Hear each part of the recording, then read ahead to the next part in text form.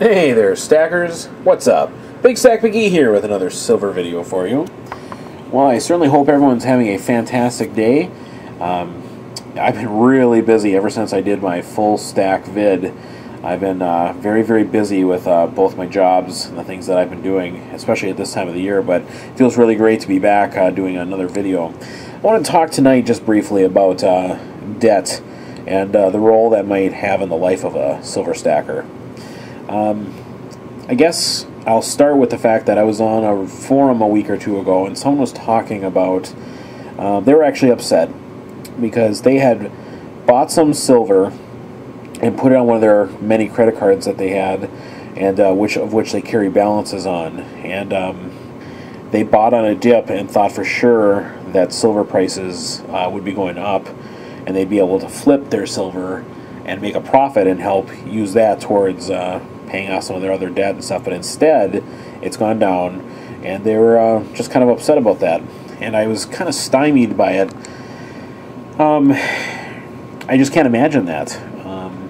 I think, to me, debt has its purposes, and I'm very grateful for credit and the ability to carry debt, I guess, and the fact that I live in a house that is half owned by the bank and half owned by myself at this point. That's a great privilege to have, to be able to have someone else help me with that. But I chafe so much at having to pay a cent of interest, even on my own home. And guys, my mortgage is 2.5%. I have a 15-year mortgage, of which I have about 7 years left because I'm overpaying it so much. I cannot wait to get out of debt. I have no consumer debt to speak of, and I haven't for 10 years. Debt to me is a necessary evil, but it is an evil I want to get out from underneath. I'm ridiculed by some of my family members because they're like, listen, you know, the 2.5%, it's a great mortgage, that's cheap money. Why would you be throwing extra money to pay it off sooner?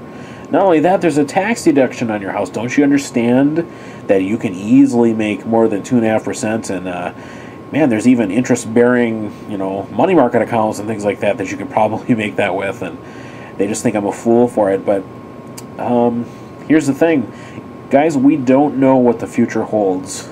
Now, I'm not even just talking about the country or the economy or the markets or whatever, but just for us personally, you don't know what's in your life next year, next month, 10 years from now. Maybe you're a hard worker and you have a great job, but that doesn't mean that that's going to be the case down the road. And so I'm of the mentality that I have to live like I don't know how much longer the good times are going to roll, so to speak. I just want to get out from underneath. I don't want anyone to have to tell me what I can and can't do with my money, or with my house, or with the place that I live. That day that my mortgage is paid off is going to be thrilling. I'm going to have a good old-fashioned mortgage burning party like they used to, and my family's fully on board with that.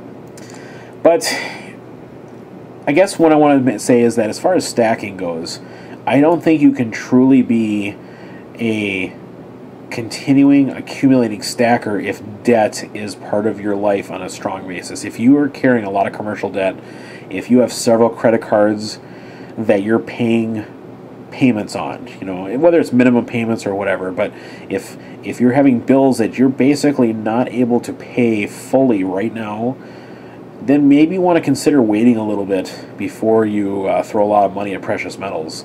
Even if you're a good flipper, like let's say you're good at figuring out which things are going to be hot, you can accumulate some and sell some on eBay or whatever and make some profit, that's great. But there are some potential warning signs there because, again, we can't know the future. We don't know where spot price is going to be. If you're doing that and silver spot price drops down to $13, is that going to ruin your time for the short term? Are you going to be able to afford that? Are you going to be able to get out from underneath if you need to? I'm not trying to tell you that you shouldn't accumulate some precious metals if you have debt, because I think having a core stack is a very important thing. I'm not a huge prepper. I'm not a huge, you know, the shit's going to hit the fan. But you don't know what the future holds. I guess that's kind of my theme, is we don't know what the future is going to hold. But, you know, I totally understand the idea of getting a core stack, and just in case, whether or not you think the American dollar is going to collapse or the global economy is going to be, you know, challenged in the next however many months or years or whatever. So I get that, but in terms of long-term stacking, I have a hard time doing that if there's a lot of debt involved as well. At least I couldn't do it myself. I'd be up at night worrying about that kind of stuff. Whereas for me, the money that I use towards precious metals is my excess. I'm able to pay all of my bills that I have, and then the excess is what purchases those precious metals. Then the rest goes into paying off towards the house, kids' college funds, things like that, rainy day accounts, emergency funds, things like that. But it's a pretty liberating feeling to be able to determine where my money goes and how I save it. And again, this stuff is my savings. This is not an investment to me. It is an investment, but I don't treat it that way. This is just the way that I happen to store the excess. And I feel better and better every month that I do it, especially when I see it stack up. Not to say that I might not flip some sometime or trade some silver in for gold if the ratio is right or whatever. But I guess if nothing else, for those of you that still have debt and whatever, there's hope out there, guys. My wife and I were just able to live very thrifty. Before we had kids and before we bought a house, both of us had student loan debt. Both of us had commercial debt. I was making payments on an engagement ring for my wife, and I was happy to do so, I might add. It was a great thing, getting married and asking my wife to marry me, etc. But making payments on something and paying someone else for the privilege of using their money, wears thin pretty quick. And so for those of you that have debt out there, I would encourage you to figure out a way to live under your means and to do what it takes to either try to earn more and spend less. If you happen to see Silverfish's video earlier from today, he has a great topic of, are the small things in your life, causing you to not have the kind of purchasing power or investing power or stacking power that you're hoping for.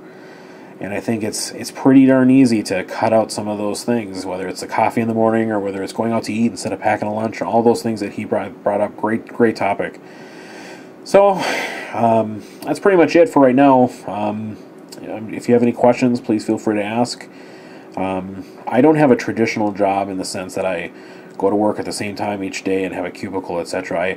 My side job is that I'm a musician. It's not my main job, but I'm a pickup musician, and I play an instrument, and I'm able to play with several different groups, on a small contract basis, etc. And so I can kind of try to pursue more work when necessary, and right now in the holidays, there's a lot of opportunities to play and to perform, etc. So I'm doing absolutely as much as I can towards that effect, and I encourage you to do whatever you can. Save some money, get out from underneath that debt, and stack on. Thanks, guys. This is Big Stack McGee. Hope you guys have a great night. Take care.